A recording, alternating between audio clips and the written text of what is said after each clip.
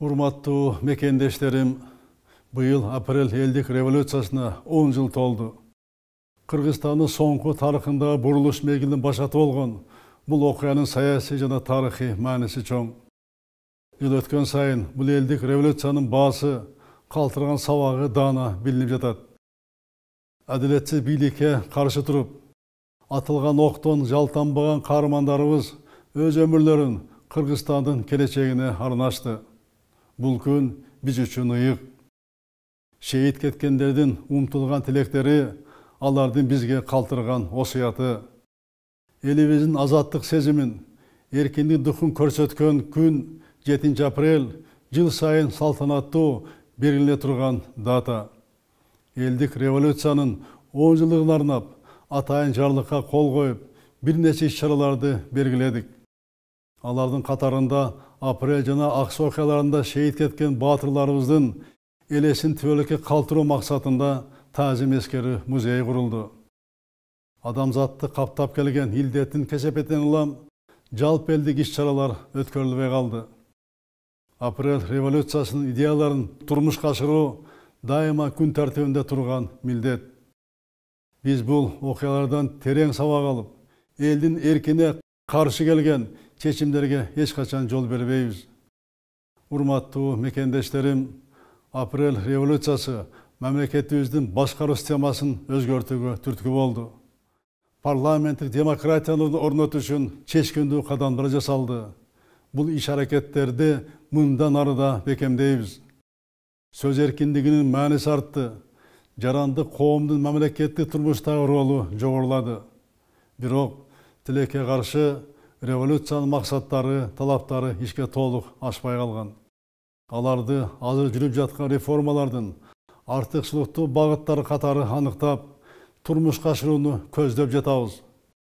Урматтуу мекендештерим, бүткүл дүйнө кыйын кезеңди баштан кечирип жаткан мезгилде сиздерге дагы бир жолу кайрылам.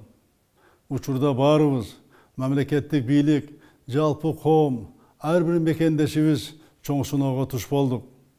Илдетке каршы багытталган чаралар, калктын аярлуу катмарын колдоого арналган кадамдар, ишкерлердин түйшүгүн жеңилдетүүнү көздөгөн иш-чаралар аткарылып жатат.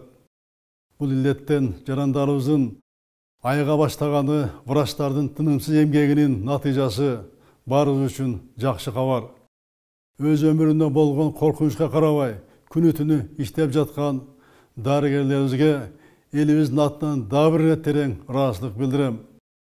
Дарыгерлерибиздин эмгегин жогору баалап, укук коргоо органдары ишин колдоого милдеттүүбүз. Эч кимдин бул илдет мага келбейт, мага жукпайт деп тобокелдикке барууга акысы жок. Өзгөчө кырдаалдын тартибин бузгандар өзүнүн үй бүлөсү, туугандары үчүн гана эмес, өлкөнүн бардык жарандары үчүн коркунуч жаратат. Азыр дүйнө боюнча илдетке чалдыккандардын саны миллиондон ашты. Кыргызстанда да оору жугузгандардын саны өсүп жатат. Тилекке каршы каза болгон да учур катталды.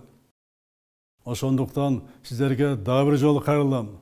Ар бир жараныбыз кары жашына, ээлеген кызматына, коомдук ордуна карабай, медициналык талаптарды так аткарып, үйдөн чыкпай, тартипти бекем сактоого милдеттүү. Катуу тартип менен гана илдеттен коргонуп, анын таралышына бөгөт кое алабыз.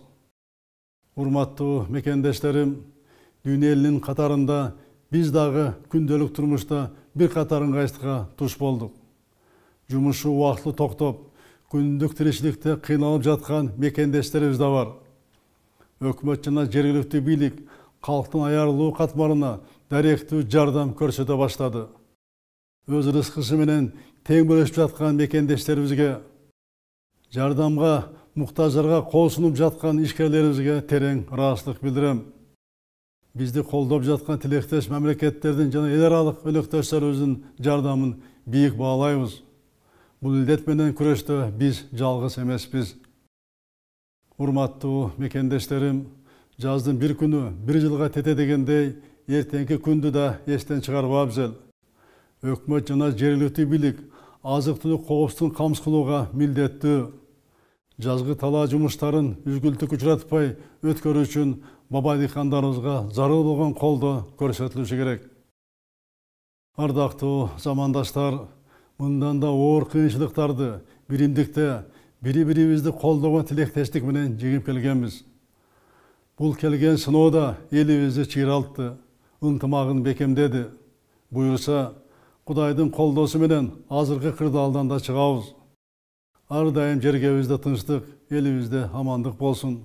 Жараткан Кудайым өзү сүйүктүү Кыргызстаныбызды колдосун.